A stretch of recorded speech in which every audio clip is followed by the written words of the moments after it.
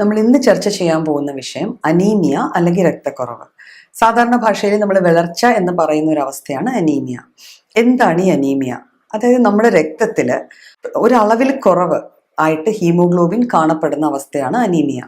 നമ്മുടെ രക്തത്തിൽ നമുക്ക് എല്ലാവർക്കും അറിയാം 2 തരം കോശങ്ങളുണ്ട്. പലതരം കോശങ്ങളുടെ കൂടെ 2 തരം, കുറച്ച് ദ്രവ്യങ്ങളുണ്ട്, കുറച്ച് കോശങ്ങളുണ്ട്, കുറച്ച് അല്ലാത്ത പാർട്ടിക്കിൾസ് ഉണ്ട്, പ്ലേറ്റ്ലെറ്റ്സ് എന്നൊക്കെ പറയുന്ന പാർട്ടിക്കിൾസ് ഉണ്ട്.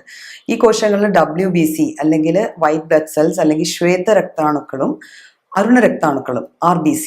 ഈ RBCയിലെ ഒരു ഘടകമാണ് ഹീമോഗ്ലോബിൻ. അപ്പം ഹീമോഗ്ലോബിന്റെ ജോലി എന്ന് വെച്ചാൽ നമ്മുടെ ബ്ലഡിലുള്ള ഓക്സിജൻ നമ്മുടെ ശരീരത്തിലെ വിവിധ ഭാഗങ്ങളിലേക്ക് എത്തിക്കുക. അപ്പോൾ ഓക്സിജൻ പ്രോപ്പറായിട്ട് കണക്കിന് നമ്മുടെ ഓരോ അവയവങ്ങളിൽ എത്തിയിട്ടില്ലെങ്കിൽ അതാത് അവയവങ്ങളുടെ പ്രവർത്തനത്തെ അത് വല്ലാണ്ട് ബാധിക്കും. അപ്പം അനീമിയ വരുന്ന അവസ്ഥയിൽ ഹീമോഗ്ലോബിന്റെ അളവ് ഗണ്യമായി കുറയുകയും തന്മൂലം ഓക്സിജന്റെ അവയവങ്ങളിലേക്കുള്ള ഓക്സിജൻ എത്തിച്ചേരൽ സാരമായി ബാധിക്കുകയും ചെയ്യും. അതുകൊണ്ട് നമുക്ക് എന്തൊക്കെ ഉണ്ടാവാം? നമുക്ക് വിളർച്ച ഉണ്ടാവാം, ക്ഷീണം തോന്നാം, നമുക്ക് പല നമ്മൾ ദിവസേന ചെയ്യുന്ന കാര്യങ്ങളിൽ, നമ്മൾ സ്ഥിരം ചെയ്യുന്ന കാര്യങ്ങൾ പ്രോപ്പറായിട്ട് ചെയ്യാൻ പറ്റാണ്ടാവാം, കിതപ്പ് ഫീൽ ചെയ്യുക, നമ്മൾ കുറച്ച് നടന്നു കഴിയുമ്പോൾ കിതപ്പ് ഫീൽ ചെയ്യുക, ഒരു ശ്വാസം മുട്ടൽ എന്നുള്ളൊരു തോന്നൽ വരിക. അപ്പം ഇതെല്ലാം അനീമിയ അല്ലെങ്കിൽ രക്തക്കുറവിൻ്റെ ലക്ഷണങ്ങളായിട്ടാണ് കാണപ്പെടുന്നത്.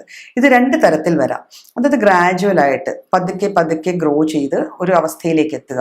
അപ്പം ഞാൻ ഈ ആദ്യം പറഞ്ഞ ലക്ഷണങ്ങളൊക്കെ ഗ്രാജുവലായിട്ട് ഡെവലപ്പ് ചെയ്യുന്ന വിളർച്ച അല്ലെങ്കിൽ രക്തക്കുറവ് അല്ലെങ്കിൽ അനീമിയയുടെ ഫീച്ചേഴ്സ് ആയിരിക്കും.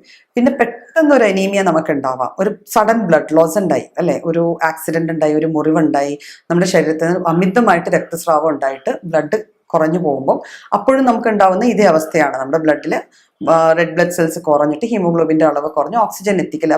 അപ്പം ഉണ്ടാവുന്ന ലക്ഷണങ്ങൾ ഇതിൽ നിന്നും വ്യത്യസ്തമാണ്. അതായത് നമ്മൾ മരിച്ചു പോകും എന്നുള്ളൊരു തോന്നൽ മുതൽ ബോധക്ഷയം വരിക, ഓർമ്മക്കുറവ് വരിക, അങ്ങനെയൊക്കെ ഉണ്ടാവും. അപ്പം അനീമിയ തന്നെ 2 രീതിയിൽ ഡെവലപ്പ് ചെയ്യാം. ഒന്ന് ഗ്രാജുവൽ ആയിട്ട് ഡെവലപ്പ് ചെയ്യാം, ഒന്ന് സഡൻ ആയിട്ട് പെട്ടെന്ന് ഡെവലപ്പ് ചെയ്യാം. ഇനി നമ്മൾ എന്തൊക്കെയാണ് അനീമിയ വരാനുള്ള കാരണങ്ങൾ? ഈ ഹീമോഗ്ലോബിന്റെ കാര്യം നമ്മൾ പറഞ്ഞല്ലോ. അപ്പൊ ഒന്നെങ്കിൽ ഈ ഹീമോഗ്ലോബിന്റെ അളവിൽ കുറവ് വരുന്നത് ഏതെങ്കിലും രീതിയിൽ ബ്ലഡ് ലോസ് അല്ലെങ്കിൽ രക്തസ്രാവം മൂലം ഉണ്ടാവാം. അപ്പം അങ്ങനെ വന്നാൽ അതിന്റെ എക്സാമ്പിൾസ് നമുക്ക് പറയാവുന്നത് ആർത്തവ രക്തം, ചില പിള്ളേരിൽ അല്ലെങ്കിൽ സ്ത്രീകളിൽ ആർത്തവ രക്തം ഓവറായിട്ട് പോയി കഴിഞ്ഞാൽ അത് പതുക്കെ അനീമിയയിലേക്ക് നയിക്കും.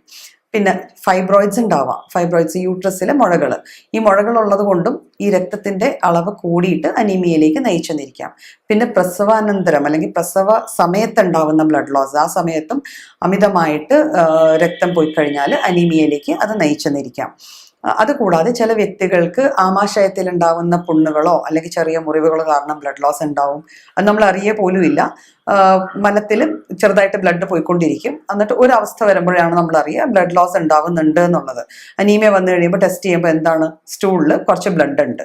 അപ്പൊ ഇങ്ങനത്തെ അവസ്ഥകളും നമുക്ക് അനീമിയയിൽ നയിക്കാം. അപ്പൊ അവിടെ നമുക്ക് ഉണ്ടാവുന്ന ഹീമോഗ്ലോബിന്റെ ലോസ് ആണ്, ഹീമോഗ്ലോബിന്റെ നഷ്ടമാണ്. അതുകൊണ്ടൊരു അനീമിയ ഉണ്ടാവാം. അടുത്തതായിട്ട് ഹീമോഗ്ലോബിൻ ഉണ്ടാവുന്ന സ്ഥലം, അതായത് അതിന്റെ ഉൽപാദനത്തിന്റെ പ്രക്രിയയിൽ വരുന്ന ചില മാറ്റങ്ങൾ കാരണം നമുക്ക് ഹീമോഗ്ലോബിന്റെ കുറവ് അനുഭവപ്പെടാം. അപ്പൊ ഹീമോഗ്ലോബിൻ പ്രോപ്പറായിട്ട് ഉണ്ടാവണില്ല, ഉൽപ്പാദിക്കപ്പെടുന്നില്ല. അപ്പം അതിന്റെ എന്തായിരിക്കും കാരണം? ഹീമോഗ്ലോബിൻ ഉണ്ടാക്കാൻ വേണ്ട ഘടകങ്ങളിലെ കുറവ്. അപ്പൊ നമ്മൾ ഭക്ഷണത്തിൽ നിന്ന് കുറച്ച് ഘടകങ്ങൾ ഹീമോഗ്ലോബിന്റെ പ്രിപ്പറേഷൻ അല്ലെങ്കിൽ ഹീമോഗ്ലോബിൻ ഉണ്ടാവാനായിട്ട് അത്യാവശ്യം വേണ്ടതാണ്. അത് നമ്മളറിയാം, ഇരുമ്പ്, അല്ലെ, അയൺ, ഫോളിക് ആസിഡും വൈറ്റമിൻ B12. അപ്പോൾ ഭക്ഷണത്തിൽ നിന്ന് ഈ കിട്ടുന്ന മൂലകങ്ങളിൽ എന്തെങ്കിലും വിധത്തിലുള്ള ഒരു കുറവുണ്ടായാൽ പലപ്പോഴും ഹീമോഗ്ലോബിൻ ഉണ്ടാവുന്ന പ്രക്രിയയിൽ പ്രശ്നങ്ങൾ ഉണ്ടായിട്ട് നമുക്കൊരു അനീമിയ വന്നു ചേരാം. പിന്നെ 3ാമത്തെ തരം അനീമിയ എന്ന് പറയുമ്പോൾ ഹീമോലൈറ്റിക് അനീമിയാണ്. അതായത് ഈ ഹീമോഗ്ലോബിൻ ഉണ്ടായിരിക്കുന്ന കോശങ്ങൾ പ്രായമെത്തുന്നതിന് മുമ്പ് തന്നെ അത് നശിഞ്ഞു പോവുക. ലൈസിസ് മീൻസ് മരിച്ചു പോവുക. അപ്പൊ നശിഞ്ഞു പോവുക. അങ്ങനത്തെ ഒരു സംഭവം നടന്നു കഴിഞ്ഞാലും നമുക്ക് അനീമിയയിലേക്ക് നയിക്കാവുന്നതാണ്. അപ്പൊ നമ്മൾ ഇവിടെ കൂടുതലും ചർച്ച ചെയ്യാൻ എനിക്ക് തോന്നുന്നു കുറച്ചുകൂടെ ഹെൽപ്ഫുൾ ആവുന്നത് അയൺ ഡെഫിഷ്യൻസി അനീമിയ, അല്ലെങ്കിൽ അയൺ എന്ന മൂലകം, ഇരുമ്പ് എന്ന മൂലകത്തിന്റെ കുറവ് കൊണ്ട് നമ്മൾക്ക് വന്നു ചേരാവുന്ന അനീമിയ ആയിരിക്കും. എന്തെന്ന് വെച്ചാൽ അത് നമുക്ക് കറക്റ്റ് ചെയ്യാനായിട്ട് കുറച്ചുകൂടെ എളുപ്പമുള്ള കാര്യമാണ്.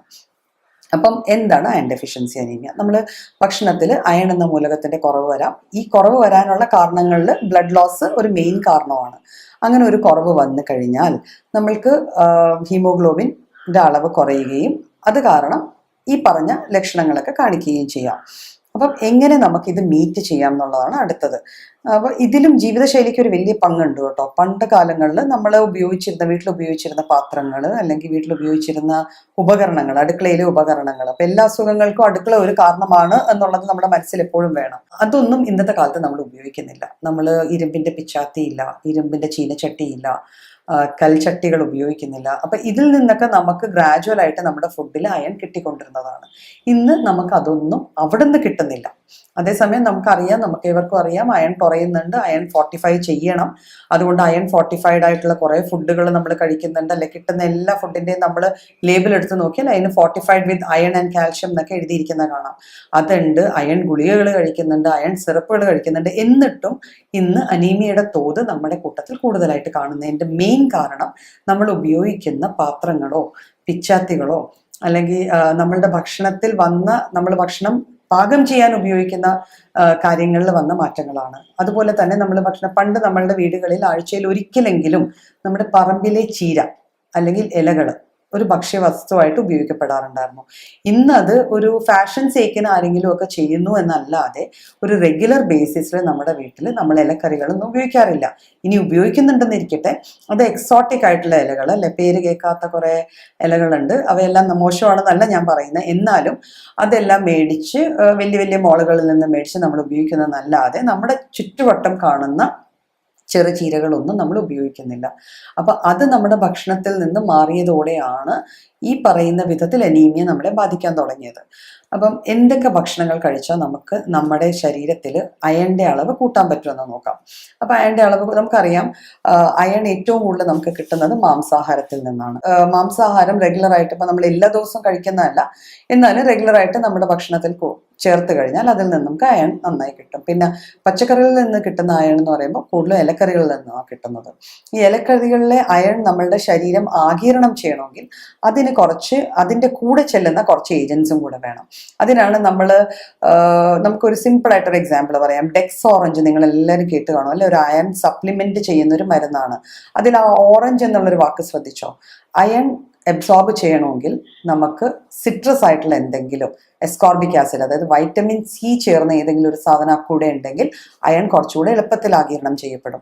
അതുകൊണ്ടാണ് നമ്മുടെ ചില കറികൾ, ചില ഇലക്കറികളിൽ നമ്മൾ ശ്രദ്ധിച്ചു കാണും, ഒന്നെങ്കിൽ പുളിവെള്ളം, അല്ലെങ്കിൽ തക്കാളി, അല്ലെങ്കിൽ നാരങ്ങ നീര് ഒഴിക്കൽ പണ്ട് പതിവായിരുന്നു. എന്തുകൊണ്ട് ഒഴിച്ചിരുന്നു എന്ന് നമുക്കും ചിലപ്പോൾ അറിയില്ല, പക്ഷെ ആ ഒരു പതിവുണ്ടായിരുന്നു.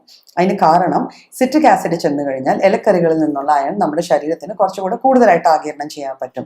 പിന്നെ പണ്ട് ഇലക്കറികൾ വെച്ചിരുന്ന ചട്ടികൾ, ഇപ്പം കഴിഞ്ഞിടക്കൊക്കെ ഇങ്ങനെ ഒരു ക്ലെയിം വന്നിരുന്നു, ചില ഇലക്കറികൾ ചട്ടിയിൽ വെച്ച് ഒരു മാസം ഇത്ര ദിവസം കഴിച്ചു കഴിഞ്ഞാൽ നമ്മുടെ ബ്ലഡിലെ ഹീമോഗ്ലോബിന്റെ ലെവൽസ് നമുക്ക് ഗണ്യമായിട്ട്, അല്ലെങ്കിൽ ഇത്ര പോയിന്റ്സ് കൂട്ടാൻ പറ്റുമെന്ന്. അപ്പം ആ വിധത്തിലുള്ള കാര്യങ്ങൾ നമ്മൾ ചെയ്തു കഴിഞ്ഞാലും നമ്മളുടെ ബോഡിയിലെ അയണിന്റെ അളവ് കൂട്ടാൻ പറ്റും. പിന്നെ ധാരാളം പഴവർഗ്ഗങ്ങൾ, തൊലി കളയാതെ ഉപയോഗിക്കുന്ന ധാന്യങ്ങൾ, അതായത് തവിട് കളയാതെ ഉപയോഗിക്കുന്ന ധാന്യങ്ങളെല്ലാം നമുക്ക് അയൺ റിച്ച് ആണ്. അതൊക്കെ നമ്മുടെ ഭക്ഷണത്തിൽ കൃത്യമായിട്ട് ഉപയോഗിച്ച് കഴിഞ്ഞാൽ നമുക്ക് അയൺ ഡെഫിഷ്യൻസി അനീമിയയിൽ നിന്ന് ഒരു പരിധി വരെ രക്ഷപ്പെടാൻ പറ്റുന്നതാണ്. അപ്പം നമ്മൾ അയൺ ഡെഫിഷ്യൻസി അനീമിയയെക്കുറിച്ച് അത്യാവശ്യം പറഞ്ഞു കഴിഞ്ഞു. ഇനി അനീമിയ വരാനുള്ള വേറെ ചില കാരണങ്ങളുണ്ട്. ലൈക്ക് നമ്മൾ അയണൊക്കെ കഴിക്കുന്നുണ്ട്. അയൺ ഡെഫിഷ്യൻസി വരാതിരിക്കാനായിട്ട് നമ്മൾ അയൺ ഗുളികകളോ അയൺ അടങ്ങിയ ഭക്ഷണം എല്ലാം കഴിക്കുന്നുണ്ട്. പക്ഷെ നമ്മുടെ ശരീരത്തിന് ഈ അയൺ എടുക്കാൻ പറ്റുന്നില്ല. അതിന് ചില കാരണങ്ങളുണ്ട്. അപ്പം നമ്മളുടെ ആമാശയത്തിൽ ഉണ്ടാവുന്ന പലതരം പുണ്ണുകൾ, അല്ലെങ്കിൽ ഗ്യാസ്ട്രിക് അൾസേഴ്സ്, പിന്നെ ചില രോഗങ്ങളുണ്ട്, inflammatory diseases, gastric inflammatory diseases എന്ന് പറഞ്ഞ ചില രോഗങ്ങളുണ്ട്. ആ രോഗങ്ങൾ വന്നു കഴിഞ്ഞാൽ പലപ്പോഴും പല ഭക്ഷണങ്ങളും നമ്മുടെ ശരീരത്തിന് ആഗിരണം ചെയ്യാൻ പറ്റാണ്ട് വരും. അപ്പം അങ്ങനെയുള്ള അവസ്ഥയിൽ നമ്മൾ അയൺ കൊടുത്തു കഴിഞ്ഞാൽ പോലും പലപ്പോഴും ഈ നമ്മൾ വിചാരിക്കുന്ന വിധത്തിൽ അനീമിയ മാനേജ് ചെയ്യാൻ പറ്റത്തില്ല. നമ്മൾ നോക്കുമ്പോൾ വീണ്ടും രക്തം ടെസ്റ്റ് ചെയ്തിട്ടാണല്ലോ നമ്മൾ അനീമിയ ഉണ്ടോ ഇല്ലയോ, ഹീമോഗ്ലോബിൻ്റെ അളവ് നോക്കിയിട്ടാണ് നമ്മൾ അനീമിയ ഉണ്ടോ ഇല്ലയോ എന്ന് തീരുമാനിക്കുന്നത്. അപ്പം നമ്മൾ നോക്കുമ്പോൾ അയൺ അത്യാവശ്യത്തിലും കൊടുത്തിട്ട് പോലും നമ്മുടെ ശരീരത്തിന് ഇതെടുക്കാൻ പറ്റുന്നില്ല. അപ്പോൾ അതിന് ചില ഇൻഫ്ലമേറ്ററി ഡിസീസ്, സീലിയാക് ഡിസീസസ് എന്ന് പറയും. നമ്മുടെ വൻകുടലിലോ ചെറുകുടലിലോ ഉള്ള അതിൻ്റെ ആവരണത്തിൽ വരുന്ന, അബ്സോർപ്ഷനിൽ വരുന്ന, അതായത് കഴിച്ച ഭക്ഷണം അബ്സോർബ് ചെയ്തെടുക്കാൻ പറ്റാതെ വരുന്ന ചില അസുഖങ്ങൾ വന്നു ചേരാം. ചിലപ്പോൾ ക്യാൻസർ പോലത്തെ, ചില കാർസിനോമാസ്, ക്യാൻസർ പോലത്തെ അവസ്ഥകൾ വന്നു ചേരാം. പിന്നെ ഇത് കൂടാതെ വിരകൾ.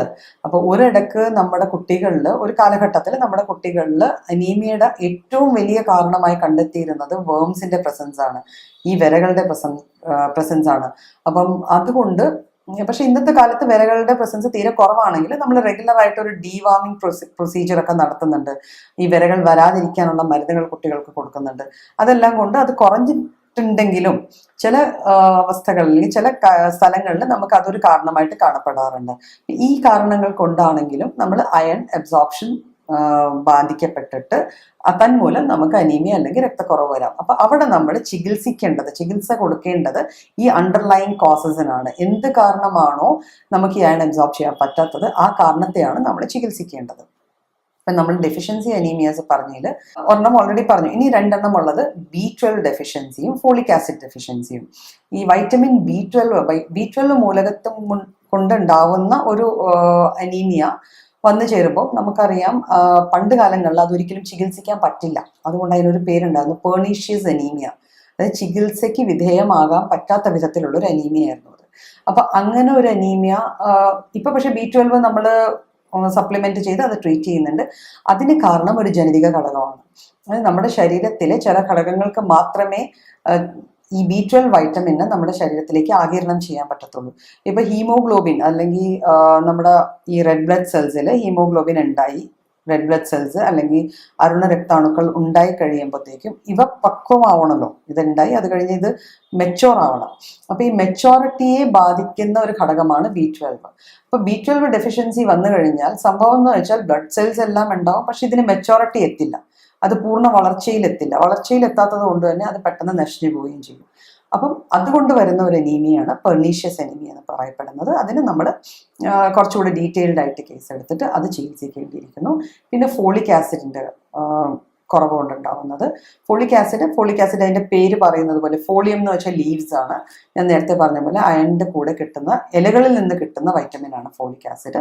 അപ്പോൾ ഫോളിക് ആസിഡ് ഡെഫിഷ്യൻസി മീറ്റ് ചെയ്ത് കഴിഞ്ഞാൽ അത് നമുക്ക് ഹാൻഡിൽ ചെയ്യാവുന്നതാണ്. പിന്നെ B12 ഡെഫിഷ്യൻസി വരുമ്പോൾ B12 നമുക്ക് ഒരേ ഒരു വൈറ്റമിൻ, നമ്മൾ സാധാരണ കുട്ടികളോടൊക്കെ പറയാറുണ്ട് വൈറ്റമിൻസ് ഒക്കെ നന്നായി കഴിക്കണം, എല്ലാ വൈറ്റമിൻസും കിട്ടണമെങ്കിൽ നല്ലപോലെ പച്ചക്കറിയും പഴങ്ങളും കഴിക്കണം എന്ന്. അപ്പം മിക്ക വൈറ്റമിൻസും പച്ചക്കറികളിലും പഴങ്ങളിലും അടങ്ങിയിരിക്കുകയാണെങ്കിൽ വൈറ്റമിൻ B12 പ്രത്യേകത എന്ന് വെച്ചാൽ അത് ഒരു നോൺ വെജ് ബേസ്ഡ് വൈറ്റമിൻ ആണ്. അത് കൂടുതലും നമുക്ക് കിട്ടുന്നത് മാംസാഹാരത്തിൽ നിന്നും മത്സ്യമാംസങ്ങളിൽ നിന്നുമൊക്കെയാണ് നമുക്ക് കൂടുതലും വൈറ്റമിൻ B12 കിട്ടുന്നത്. അപ്പൊ ആ തരത്തിലുള്ള ആഹാരം നമ്മുടെ ഭക്ഷണക്രമത്തിൽ ഉൾപ്പെടുത്തി കഴിഞ്ഞാൽ പലപ്പോഴും നമുക്ക് B12 ഡെഫിഷ്യൻസി ഹാൻഡിൽ ചെയ്യാൻ പറ്റാറുണ്ട്. പക്ഷെ പെർണീഷ്യസ് അനീമിയ ഉള്ള ഒരു സ്റ്റേറ്റ് വന്നു കഴിഞ്ഞാൽ നമ്മൾ തീർച്ചയായിട്ടും അത് സപ്ലിമെന്റ് ചെയ്യുകയും, അതായത് വലിയ ഡോസസിൽ സപ്ലിമെന്റ് ചെയ്യുകയും പിന്നെ അതിന്റെ കാരണത്തെ ചികിത്സിച്ച് മാറ്റുകയും ചെയ്യേണ്ടതാണ്. പിന്നെ നമ്മൾ കഴിക്കണം എന്ന് പറയുമ്പം പല ഭക്ഷണങ്ങളും പലരും കഴിക്കാറുണ്ട്. പലരും പറയാറുണ്ട് ഞാൻ പാല് കുടിക്കുന്നുണ്ട്, അല്ലെങ്കിൽ ഞാൻ ചായ കുടിക്കുന്നുണ്ട്, എന്നിട്ട് നമുക്ക് എന്തുകൊണ്ട് ഈ ഡെഫിഷ്യൻസീസ് ഒക്കെ വരുന്നു. അപ്പോൾ ചില ചീലേറ്റിംഗ് ഏജൻസ് എന്ന് പറയും. ചില ഭക്ഷണത്തിൻ്റെ കൂടെ ചിലത് കൂടിക്കഴിഞ്ഞാൽ അതിലെ നന്മകളെ നമ്മുടെ ശരീരത്തിന് എടുക്കാൻ പറ്റില്ല. ഇപ്പം നമ്മൾ ഈ പറഞ്ഞ അയണിൻ്റെ അബ്സോർപ്ഷനെ ബാധിക്കുന്ന സാധനങ്ങളാണ് ടീ, കോഫി, ഇതൊക്കെ. കാൽഷ്യത്തിൻ്റെ കൂടെ കഴിച്ചു കഴിഞ്ഞാൽ പലപ്പോഴും നമ്മുടെ അയൺ നമ്മുടെ ബോഡി എടുത്തുനിന്നിരിക്കില്ല. അതുകൊണ്ടാണ് ഞാൻ പറഞ്ഞത് സിട്രസ് ഫ്രൂട്ട്സ്, ഞാൻ നേരത്തെ ഓൾറെഡി പറഞ്ഞു, അയൺ നമുക്ക് അബ്സോർബ് ചെയ്യണമെങ്കിൽ നമ്മളെ ഹെൽപ്പ് ചെയ്യുന്നത് സിട്രസ് ഫ്രൂട്ട്സ് ആണ്. അപ്പോൾ സിട്രസ് ഫ്രൂട്ട്സിൻ്റെ പ്രസൻസിൽ അയൺ കുറച്ചുകൂടെ നന്നായിട്ട് അബ്സോർബ്. അപ്പോൾ ഈ ചീലേറ്റിംഗ് ഏജൻസ് മാറ്റി നിർത്തി കഴിഞ്ഞാലേ നമുക്ക് അയൺ ഡെഫിഷ്യൻസി അല്ലെങ്കിൽ folic acid deficiency plus B12 deficiency അനീമിയാസിനെയൊക്കെ മീറ്റ് ചെയ്യാൻ പറ്റുള്ളൂ.